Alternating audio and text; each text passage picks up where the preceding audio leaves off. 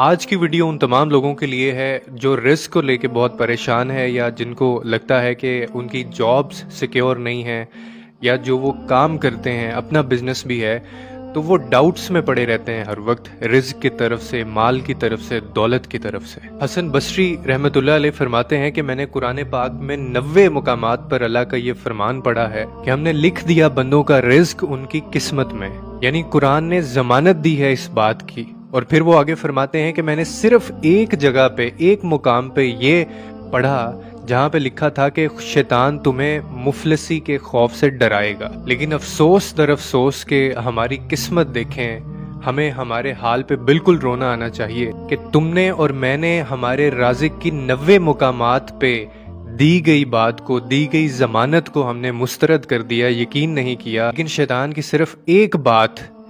कि वो तुम्हें मुफलिसी से डराएगा, उसके ऊपर हमने यकीन कर लिया, लेकिन हमने अपने राज़िक की 90 जगह पे उसने जो ज़मानत दी हुई है उस पे यकीन ना किया और उस पे भरोसा ना किया, और इसी रिज़्क़ की तलाश में उसी राज़िक को भूल बैठे हैं। और एक और जगह पे फरमाया जाता है कि अगर तुम्हारा रब तुम्हारे और उसके दरमियान इन हालतों में से सिर्फ एक पर्दा अगर वो हटा देना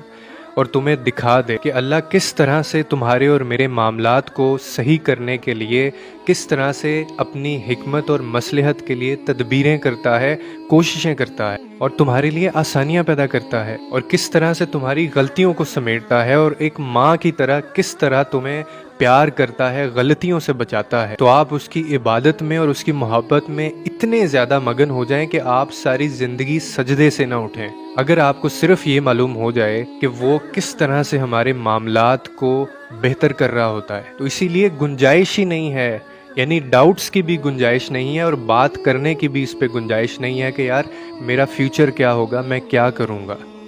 और इस दुनिया की दौड़ के अंदर हम अपने राज़िक को भूल जाते हैं। लोग सिर्फ वसीले हैं, हम लोगों को अपना राज़िक समझना शुरू कर देते हैं। आप तरक्की ज़रूर करें, आप पैसा कमाएं, इस्लाम ने बिल्कुल इसकी इजाज़त दी है। आप अपने काम में पूरी मेहनत करें, लेकिन शक व शुबहात वो भी अपने राज़िक और मालिक के लिए, उसको भूल जाना, इसकी गुंजाइश नहीं है इस्लाम में। और इसीलिए हमारे मामलात के अंदर बरकत नहीं है, सुकून नहीं है। हमें माल इकट्ठा करने में और इसकी कॉम्प्लेक्सिटी और इस इंफीरियर कॉम्प्लेक्स ने हमें इतना ज़्यादा मसरूफ़ कर दिया है कि हत्ता कि हम कब्रें जा देखते हैं। फिर ये भी कुरान में है कि अनकरीब तुम जान लो कि ये सब तुम्हारे काम नहीं आएगा। इसीलिए आप एक सजदा वो उसके लिए करके तो देखें, उस राज़िक के लिए जो आपको 1000 सजदों से निजात दिलाएगा, आपके रिज़्क़ के लिए वो आसानियाँ कर देगा। वो तो आपके रिज़्क़ के लिए आगे ही काम कर रहा है, इसकी तो परेशानी आपको होनी ही नहीं चाहिए। लेकिन अफसोस कि हमें ये भी लगता है कि हमारे बच्चे भी हम पालते हैं, जबकि आपको खुद किसी ने पाला है और वो सिर्फ एक ही ज़ात है, वो अल्लाह की ज़ात है। तो इसीलिए अपने रिज़्क़ की तलाश मत करें, वो आगे ही आपकी तलाश में है। अपने राज़िक की तलाश करें, उसके पास जाके वो सजदा करें जो आपको 1000 सजदों से निजात दे, सुकून दे, खुशी दे।